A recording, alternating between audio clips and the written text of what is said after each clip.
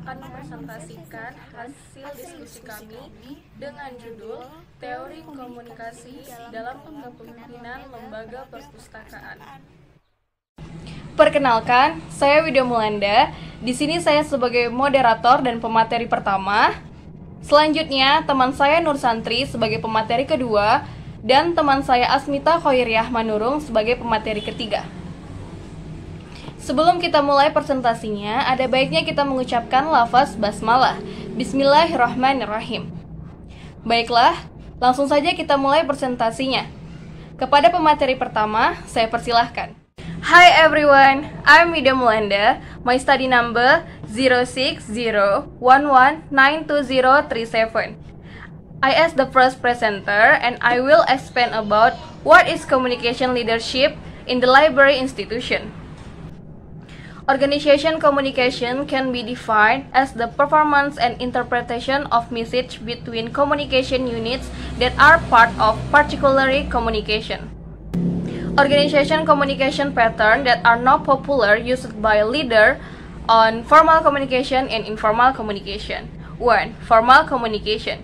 Formal communication is communication that is official, for example, such as meeting, seminar, and so forth. 2. Informal communication. Informal communication is communication that is not applied or not specified in the organization structure. For example, communication that take place outside of official activities. In the library institution, the leader is a communicator. So the point is, effective leaders generally have effective communication skills, so that a few will be able to stimulate the participation of the people they lead. Okay, that's all I can explain. I return to the moderator. Thank you. Baiklah, terima kasih kepada pemateri pertama. Selanjutnya, kepada pemateri kedua, saya persilahkan. Perkenalkan, nama saya Nur Santri dengan NIM 0601192029. Saya akan melanjutkan pemaparan materi dari teman saya, yaitu B. Peran komunikasi dalam kepemimpinan lembaga perpustakaan. Fungsi komunikasi dibagi menjadi 5, yaitu 1. Perpustakaan dapat dipandang sebagai suatu sistem proses informasi atau information system. Information is basically needed by all people. We have different preparation in a library. Librarians at the management level need information to make a policy, and librarian or to resolve counter in that occur in the library. Based that information about social security and health insurance for life, permits, and so on. Yang kedua, fungsi persuasi. Getting people to do what you want to do. Agar orang lain melakukan apa yang kita inginkan dapat dilakukan melalui kekuasaan dan wewenang, tidak selalu berhasil mengendalikan orang-orang yang ada di bawah kita untuk melakukan perintah kita. Oleh sebab itu, sebagai pemimpin, lebih cenderung untuk melakukan persuasi kepada bawahannya daripada perintah. 3. Fungsi regulatif. Fungsi regulatif berkaitan dengan peraturan-peraturan yang berlaku dalam suatu perpustakaan. Pada semua lembaga atau organisasi, ada hal yang mempengaruhi fungsi regulatif, yaitu atasan atau orang-orang yang berada di tataran manajemen, yaitu mereka yang memiliki wewenang untuk mengendalikan semua informasi. Adapun sikap bawahan untuk menjalankan perintah akan bergantung pada 1. Keabsahan pimpinan dalam memberikan perintah. Yang kedua, kekuasaan pimpinan dalam memberikan sanksi. Yang ketiga, kepercayaan bawahan terhadap atasan sebagai seorang pemimpin atau sekaligus pribadi.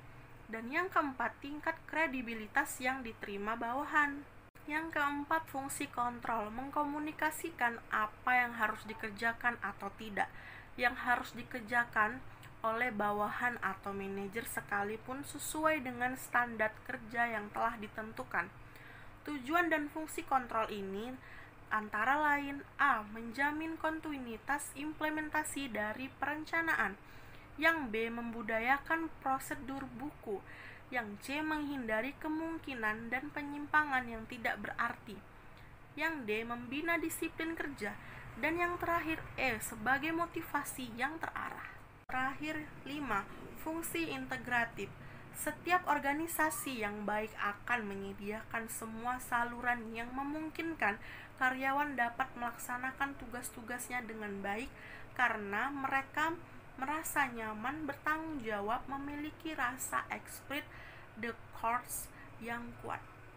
Itu saja yang bisa saya sampaikan. Saya kembalikan kepada moderator. Baiklah, terima kasih kepada pemateri kedua. Selanjutnya, kepada pemateri ketiga, saya persilahkan.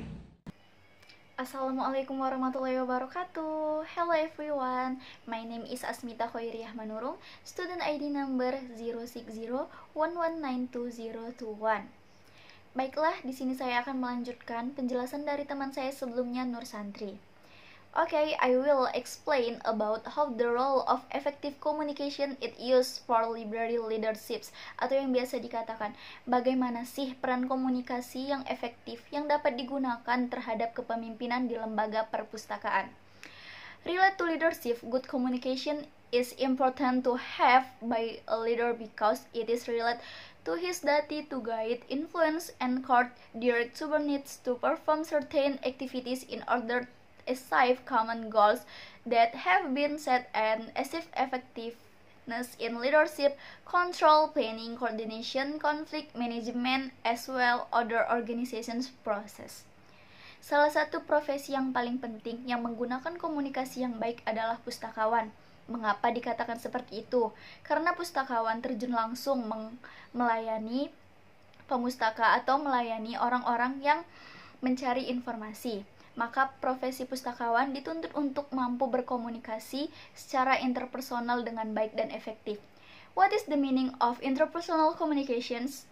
Baiklah, komunikasi interpersonal merupakan komunikasi antara sesama di berbagai kalangan pegawai yang ada di perpustakaan, baik pegawai, pimpinan, maupun manajemen, di mana komunikasi ini sangat berperan dalam memecahkan berbagai masalah yang terjadi di perusahaan.